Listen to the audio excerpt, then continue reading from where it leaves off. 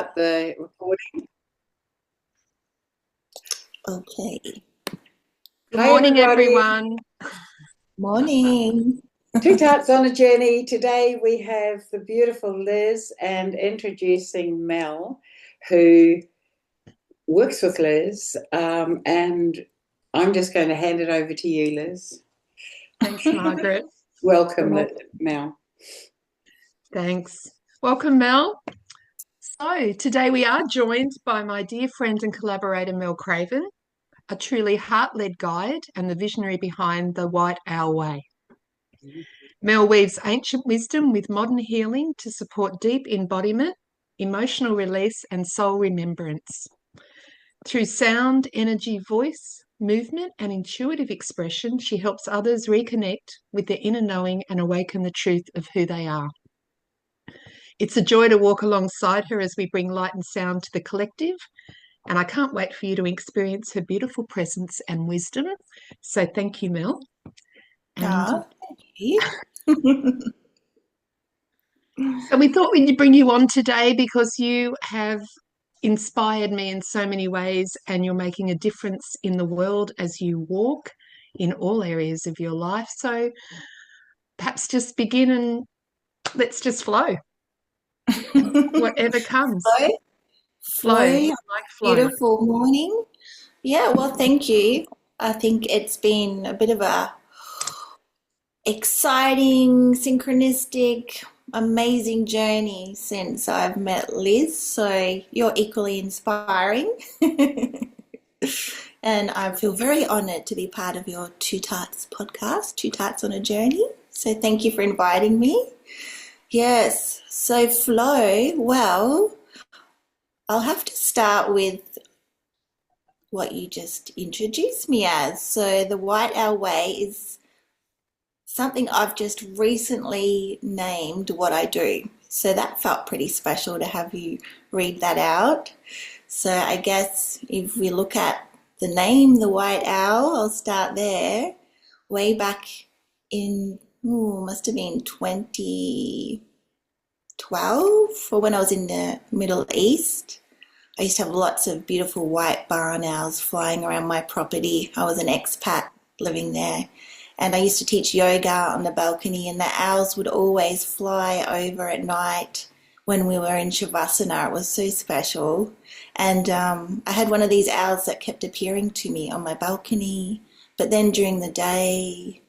And it eventually showed up quite sick and ended up taking its last few breaths in my kitchen in my house. But at that point, I felt deeply connected to this owl, and my friend and I went to the top of a sand dune and we buried it with this beautiful ritual. And she then gave me the name White Owl Dreamcatcher Medicine Woman. So that stuck with me for a long time, and I never really claimed it until recently. Yeah. Wow. So you have been doing White Owl podcasts. So what, and I know you're beginning to bring all of what you do under one umbrella. So what's changed with the White Owl Way? Do you feel like that you're still being led, guided? Yeah, definitely. So yeah, just last year I reclaimed, White Owl. So I started doing the White Owl podcast, which is in its infancy, but is all about, interviewing people that have inspired me with the way they are singing their truth into the darkness and being authentically themselves. And it's kind of like you guys, it's a spiritual awakening, spiritual journey podcast to inspire others. And the White Owl Way is building on that. I realized that, like, my background is social work, mental health social work, and I've been doing a lot of clinical counseling lately. And I wanted to fuse what I do in social work with what I really love to do in my, alternative, fun part of life, which is the energy healing, the sound healing, the Reiki, the light language, the yoga. So I thought, how can I bring this all together? Because I felt like I had one foot in both camps. You can probably relate to this, So I've decided to leave my clinical role and fully embrace white owl role. So, yeah. So the white owl way combines all of that. So I actually had this little download the other day, and I hope you've got it written there. I had each letter, I put underneath it a way of being and doing that pulled together everything. So it's still new in the way that I write it down, but what I've been doing, like weaving this ancient remembering with more modern mainstream ways, I've been doing for like 30 years. But yeah, finally coming out of the closet, I guess, as more woo-woo Mel rather than social worker Mel. I could probably talk to you for hours because you have such, even your journey through COVID, we all had, but I want to, because we've got such a short time this morning, I actually want to bring something more to light. So many of us are waking up, and many of our, I'm going to say, remembrance of who we truly are beginning to come online. So for you, and I hope you don't mind me bringing this up because I know that it's something you want to bring out, was your light language began to come through you, I believe, in 2020 or 2022. And you've just started to step in that, and as you say, come out of the woo-woo closet. And we've done a Zoom, and I've been beside you as you've brought a light language group together. So I thought you might like to let's just take a step up and step into that and just explore how that came through and what you've been doing with that and where that's taking you. And I'm sure that's guiding you also with the work that you're bringing out now as well. Yeah, that will do. You take that away. Sorry. Yeah, light language. What a fun, amazing journey it's been. So, yeah, 2020, like when everyone was locked down in COVID. And actually, Liz, it was after I returned from Egypt, I realized the light language started to flow. And I know we're going to go back there soon. So I feel like, Continues. yeah, I feel like it was an activation. And I just became very attracted to two things. The word Palladian, I couldn't get enough of it, had to watch all the YouTube clips on it, and people speaking light language. I suddenly felt this magnetic attraction. And after watching and listening, I suddenly felt my throat one day just like, when you feel this pressure and something wants to come out. And then I felt like the sounds just wanted to emerge. So I was playing around in my bedroom for a while. And then I suddenly, I just loved it. So then I took it outside and I was talking to the trees and flowers. It usually really activates in nature. And then people started contacting me and just leaving light language messages. So I feel it's kind of like this signal that once you give it out, other people hear it, because people on the other side of the world that I did not know spoke light language, and they didn't know I did, would suddenly leave me a phone message in this light language. So it's very soul remembering more than an actual written language. Or like lately I've been paying more attention to the sounds to try and figure out where the similar ones are. But in the beginning it was just flow and emotion. So you did have to practice it. I don't want people to think it's just you woke up one day and yes, it did start flowing. It did, but I remember you saying that you were in your bedroom and your tongue was going all over the place and you were practicing sounds, and that you actually had to go with what was coming without resisting it. Would that be correct? Yeah, that's right. So it's kind of like I definitely felt guided to play with it. And it's almost like I had a voice in my head saying, put your tongue here, put your tongue there, put your tongue here. So, yeah. And then I did practice it. Yeah, that's right. So it kind of was very excited and bubbly in the beginning. And then I actually did the soul voice training, which gave me the confidence to really express it, because I think a lot of people were nervous and scared and fearful about what other people will think. I was. So doing the soul voice method, I don't know if it's called a method, but the soul voice activation. Yeah, Dorian. I got to actually use sound in my voice to do sound healings on people. So we were encouraged to really use all aspects of our voice, the toning, the guttural sounds, the discordant sounds, to play, to be silly. So that released all my inhibitions and gave me the confidence. So now I've noticed other people more and more and more are wanting to speak it, and I find there's a real power in it. It's liberating. It's got a real frequency that helps people step into their power.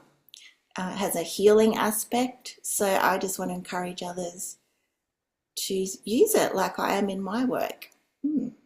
So I started the first Starseed Temple Zoom, which you were part of. Wow. I use the word starseed because I think a lot of people resonate with that, even though it's considered quite ancient. A lot of people that are attracted to light language are also attracted to, the different starseed names, Palladians, Arcturians, Lyrians. Yeah, so, and I've also done one in-person session, which was a lot of fun. And I actually brought in laughter yoga with light language, and that was just such a high vibe. It would be, because my understanding also from the work that I'm doing and my own opening up is that sound, vibration, and movement is really bringing us online and activating us and taking us back to our authentic self. So being able to flow with that, but not, as you say, coming out and not thinking you're silly by all of a sudden, dancing or moving out in nature and just talking and our own, sound bowls and sound whatever's coming in whatever way. I mean, our own journey together has been interesting, how we've continuously expanded on the sound and the vibrations and the energy and the movement and the light. So that seems to be a theme at the moment. If we can go with it and just trust and move with whatever our body wants to do and where it wants to do, it seems to be what's guiding us to I guess, to remembering a little bit more of who we truly are. Would that be, that seems to Yeah. be. Well, a lot of there's like an explosion of people now being attracted to sound healing, to vibration and frequency. So it seems to be the next level of healing, really. They already use it in mainstream, but it's called ultrasound, and it's coined in medical terms. But more and more evidence and research is showing the amazing benefits of sound. So the fact that we're being drawn to it and realizing that we have that power to use our own sound for our own healing and our own liberation, and it can really, just humming a tune can raise your mood. And Sitting free in a us. room of people omming can take you up to, and totally out of body experience. So we all know when we listen to our favorite song, we feel change. So it's sound is just so accessible. And I think this new way of playing with it is going to help us all on our, leveling up with our consciousness. Yeah, so I've enjoyed playing around with it and using, the sound bowls as well as all the other beautiful, the healing drum and rain stick. And we've been floating people around pools and giving them sound baths in the water, combining the frequencies of essential oils with sound. So yeah, it's all coming together, and I think it's really powerful. Yeah, and even recently bringing tuning forks in, it seems to be just adding to our repertoire as we move up. There's just more different vibrational frequencies coming through that we're adding to that. Even as you said, with the essential oils that we use, the Young Living, they've all got an energy vibration connected to all of them, and they've been extremely powerful in all that we do as well. So yeah. They're amazing, aren't they? And I think too, the connection. We're starting to feel it, or sense a connection and feel a connection throughout the world of all of these people who have been enlightened by these downloads of information and language. And I'd love to hear a little bit more about the Pleiadians. I've worked with the Pleiadians for many, many years. Tell me how you. So it was in Egypt when you were first, and Well, you first yeah. encountered them. Well, Egypt, I feel I realized when I was in Egypt last time, I just launched a book I wrote with a few other women called The Power Within. Mm-hmm. So it's like a really exciting place to be. And things just seem to happen when you go to Egypt. So that all was launched. And then I had this amazing dream when I was sleeping in my little Egyptian apartment where you could see the pyramids from the balcony. I had this amazing dream about Isis, and it was like a very sensual dream, if you know what I mean. Like I woke up feeling like, wow.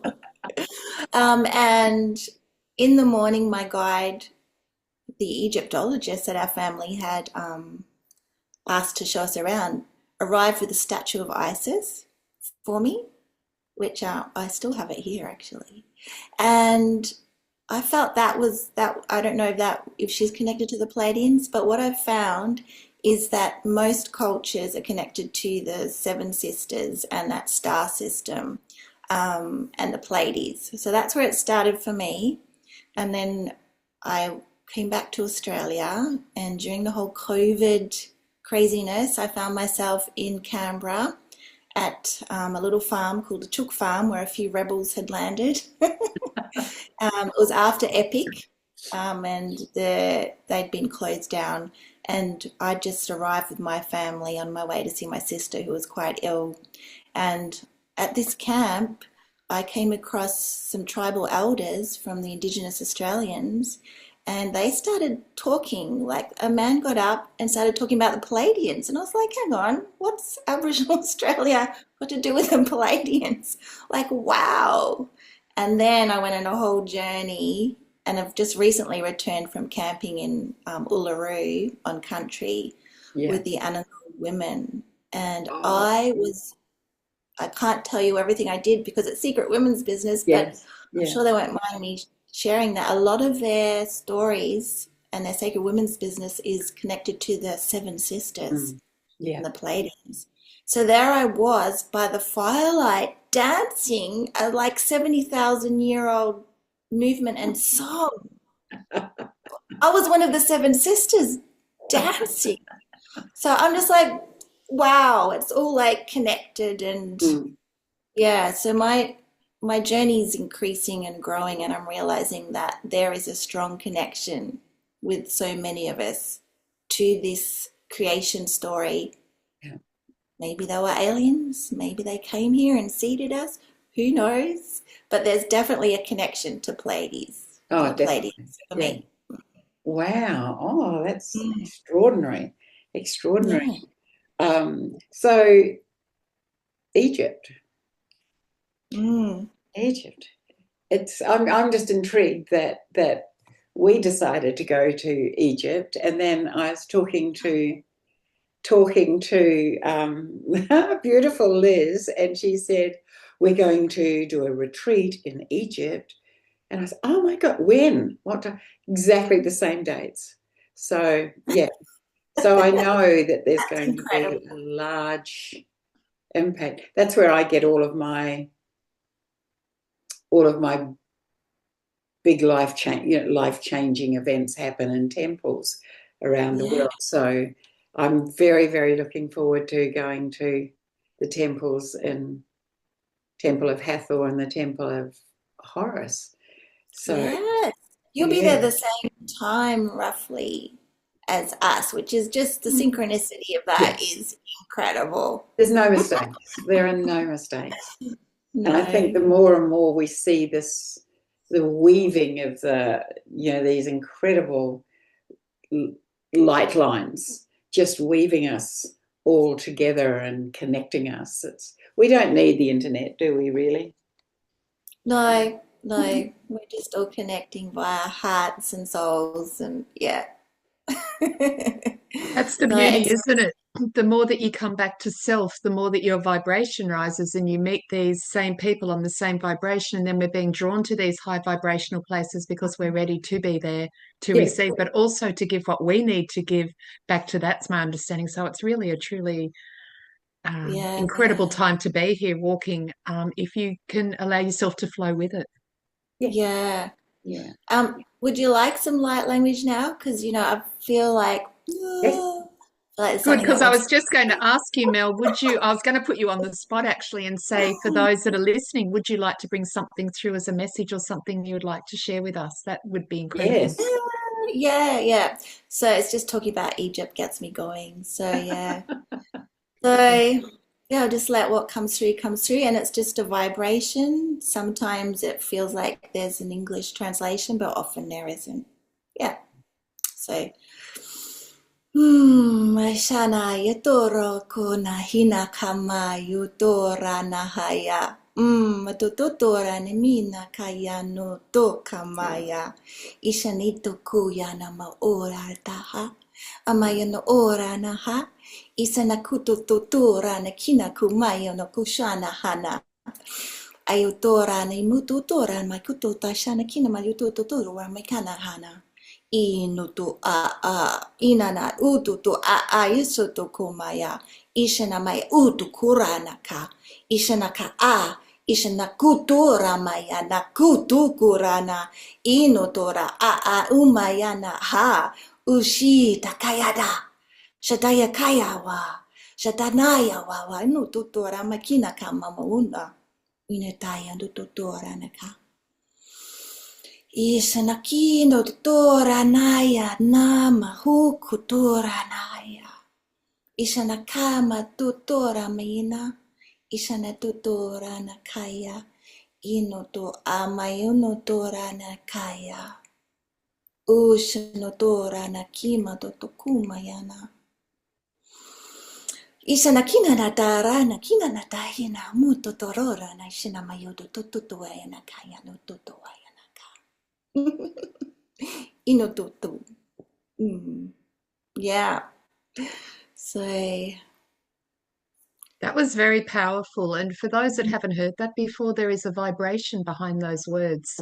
So for me, that just really resonated and got within, and it can actually bring a lot of emotion, but just I think it's pure love really that starts to come through. So that pricked a few tears there. So that was very, very beautiful for those that just first experienced that. I hope, I truly think that you probably felt something as well. So wow, thank you, Mel. yeah, So beautiful. that was that, Margaret. Felt like I was talking to you and something. And I felt it and received it. Thank you very much. Yeah, and it really took me to the world where we knew each other. So it was very, very, very, that wow. feels like I'm talking to sisters, and it's like, come on, we've got work to do. Absolutely. That's what that felt like. Absolutely. Yes. Yeah. And it was great to just be light. Just instead of these sometimes cumbersome bodies. But it was wonderful. I'm so blessed. Thank you. Thank you. I certainly received that message. You're welcome. Wow. What a joy to meet you. Oh my God. We'll have to do this more often because it's amazing. Yes, I'd love to do it more often. I do look forward to connecting in person in Egypt. In the Temple of Hathor. Yes. Yeah. Oh my God. So you've spent, how long have you actually spent in Egypt? You lived there? I lived in the United Arab Emirates, so I was in Egypt for a couple of weeks. Yeah, so I spent like a week in Cairo, visiting around the Giza Plateau and the Step Pyramid, and then I went to Luxor and stayed on the houseboat in the Valley of the Kings. So just exploring around there. I've never been to Dendera, so that's that would be new for me. but we were trying to arrange to go into, the King's Chamber in the Great Pyramid, and that you can go in, but to actually spend time there and meditate is extremely expensive. You have to get special pass. Yeah. So I was trying to organize that with my guide, and he said he couldn't do it. And then Liz and I at exactly the same time had the message that we're going to sail up to Dendera. Yeah. We message each other at the same time. And now you're going to be there as well. So I don't know. I do know it's going to be an amazing activation, and it's going to take us all to the next level of what we're here to do. Yes, yes, definitely. Oh, so exciting. Oh, that time's gone so quickly. I know. So I have to go quickly. teach a yoga class. Oh, gosh, yeah. Life. I love teaching it. I'm off to teach a yoga class. I love it. But yeah, it cuts our time short. Life is amazing. Well, we're always available to speak to each other, aren't we? Yeah. And to connect. Wonderful. Oh, thank you. Thank you, Lynn, for Liz, sorry, for bringing Mel here. Such a timely thing. It is, and she has such an incredible story of so many, many more things that I know she's talked about on her White Owl podcast channel. So if anybody would like to know a little bit more about Mel, you can pop onto her YouTube and actually see a lot about her journey and some of the other incredible people that she's also interviewed. A lot of your story comes out there, Mel, doesn't it? So so much. But yeah, I really just wanted to, I guess we touched the surface, and it was really beautiful to bring the light language up and out into the energy and the collective, and just to allow people to experience. So I'm really blessed that that came through, and thank you for joining us today as well. Yeah. And if you want to play with light language, you're welcome. Like my Zoom Starseed Temples gatherings are free because I just want to attract people to play. So reach out to me. I'm sure you'll put how to connect with me below. Yes, we'll put the links below for people. Yeah, I'll put the link to the next gathering, and come as you are and just experience or play, receive a message, share a message, whatever. Let's all gather together and keep evolving. Yes. Oh, wonderful. Thank bless you. you. Thank you so much. We will connect soon. I'm going to go and have a quick look at your podcast. So I'm intrigued now. So Okay. All right. And I'll look back at all the other Two Tarts on a Journey podcasts. We've got lots of listening for each other now. We have. Thank you so much. Thank you. Thanks, Margaret. Lovely to Mel. meet you. Bye, Liz. Bye. See you soon. Thanks, everyone. Bye. Bye. Bye.